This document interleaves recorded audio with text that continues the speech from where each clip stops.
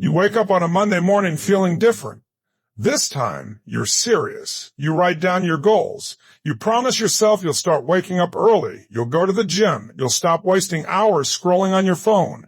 You'll finally work on that project you've been postponing for months. And for a few days, everything feels great. You wake up motivated. You follow your plan. You feel productive. You start imagining how different your life will be if you just keep going. Then something happens. Maybe you miss one workout. Maybe you stay up late one night. Maybe work gets stressful. Maybe life simply gets busy. And suddenly, the version of you that was unstoppable 3 days ago completely disappears. You tell yourself you'll restart tomorrow. Tomorrow becomes next week. Next week becomes next month. And eventually you find yourself asking the same frustrating question you probably asked 100 times before. Why can't I stay consistent? Most people answer this question in the worst possible way. They assume they're lazy. They assume they lack discipline. They assume successful people possess some special level of willpower that they don't have. But what if that's completely wrong? What if the reason you're losing consistency has almost nothing to do with discipline? What if the real reason is hidden so deeply in your psychology that most people never notice? And once you understand it, consistency stops feeling like a constant battle and starts feeling almost predictable. Because the truth is this. Human beings were never designed to rely on motivation, yet that's exactly what most people try to do.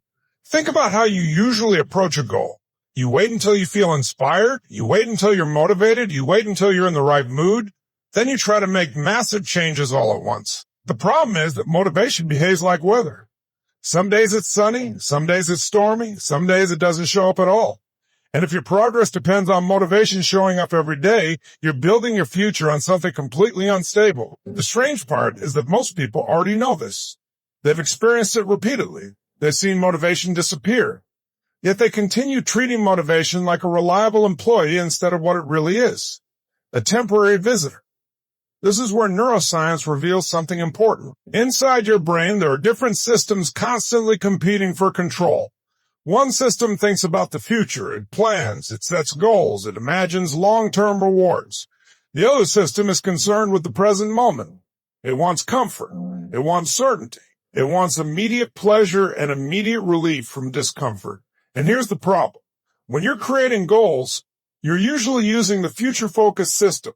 You imagine becoming healthier, more successful, more productive, more confident, but when it's time to actually do the difficult work, the present focus system suddenly takes over.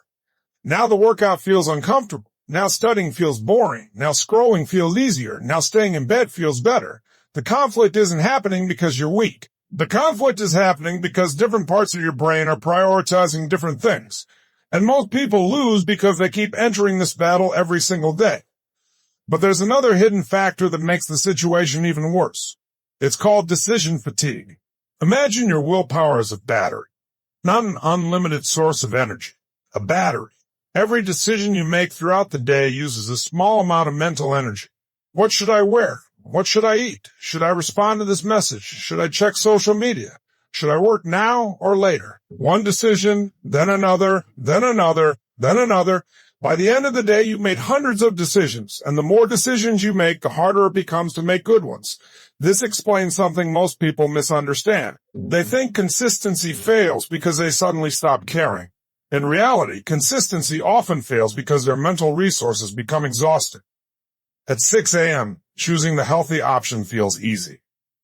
At 10 p.m., after an entire day of decision-making, choosing the healthy option suddenly feels impossible. You're not necessarily becoming less committed. You're becoming mentally depleted. And that's why people who appear highly disciplined often aren't making better decisions. They're making fewer decisions. They've built systems that reduce the need for willpower.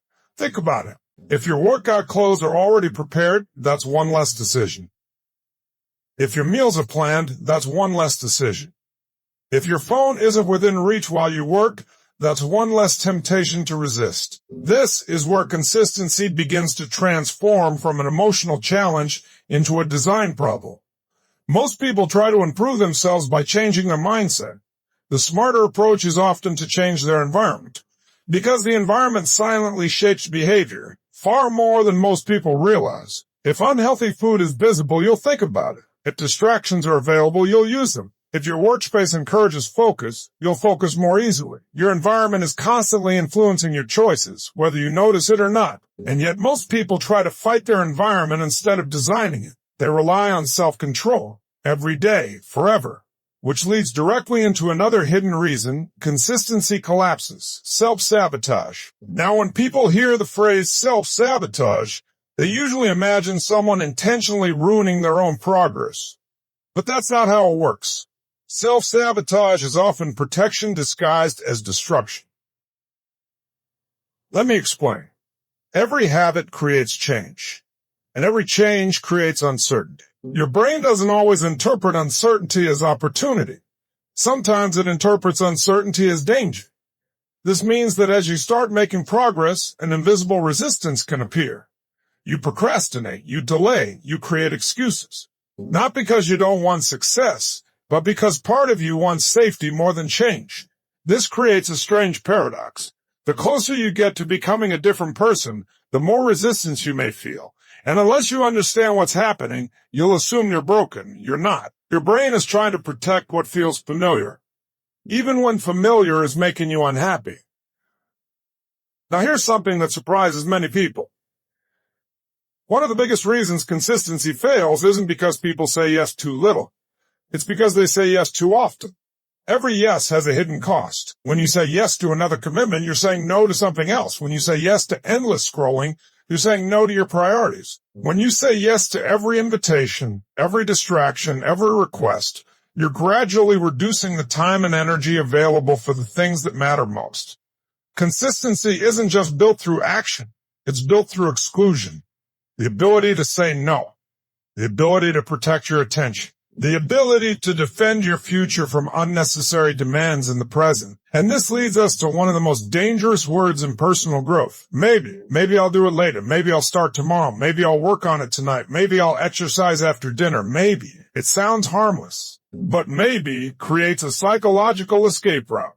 Your brain no longer needs to commit. It no longer needs to act. It can simply be postponed.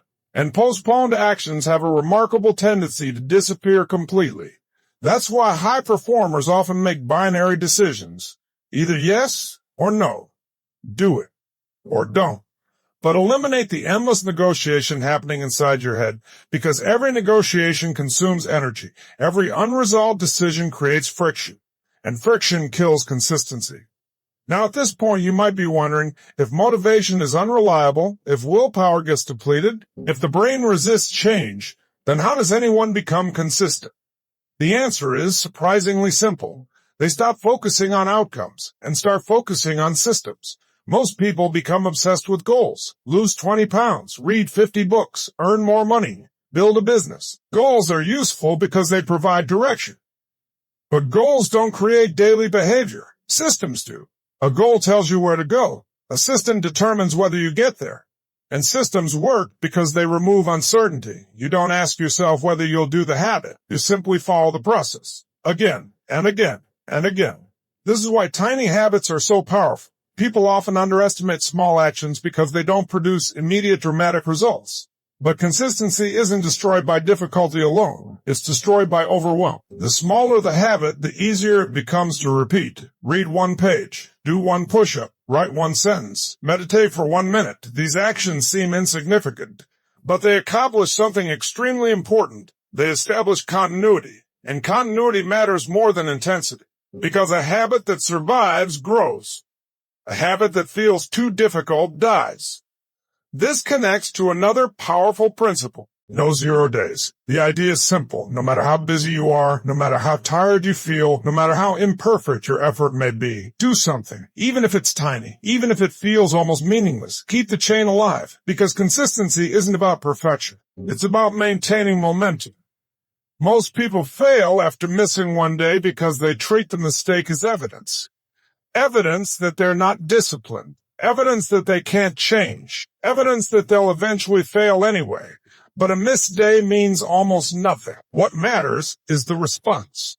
And this is where self-compassion becomes surprisingly important. Many people believe being hard on themselves creates better results. Research repeatedly suggests the opposite. When people make mistakes and then attack themselves, they create shame. Shame reduces motivation. Reduced motivation leads to avoidance. Avoidance creates more failure. More failure creates more shame. The cycle continues. Self-compassion interrupts the cycle. It allows you to acknowledge mistakes without turning them into an identity. Because failing at a habit does not make you a failure.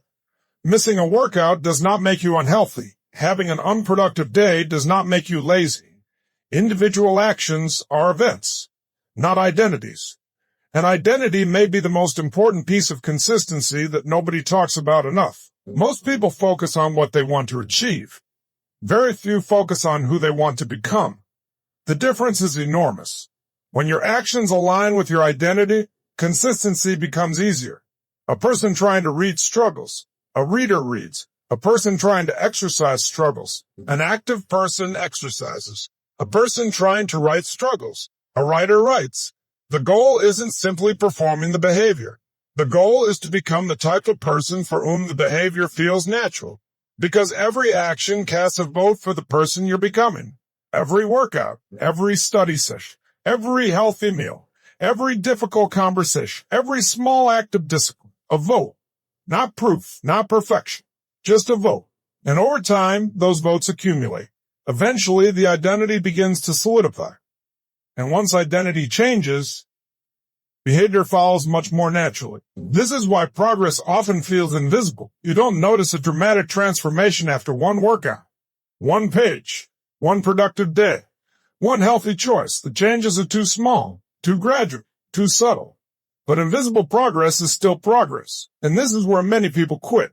Because they expect evidence before the evidence exists. They stop too early. They abandon the process before the compound effect has time to reveal itself. What they don't realize is that consistency often rewards people long after they deserve the reward. You work. Nothing happens. You continue. Still nothing obvious happens. You continue again. Then eventually, what looked like no progress suddenly becomes visible progress. Not because growth started at that moment, but because growth had been accumulating the entire time. And that's the hidden reason consistency feels so difficult. You're fighting biology, psychology, environment, decision fatigue, immediate gratification, invisible progress, and identity conflicts all at once. The solution isn't becoming tougher, it's becoming smarter. Stop expecting motivation to save you. Build systems, reduce decisions, design your environment, make habits smaller, eliminate maybe, protect your attention.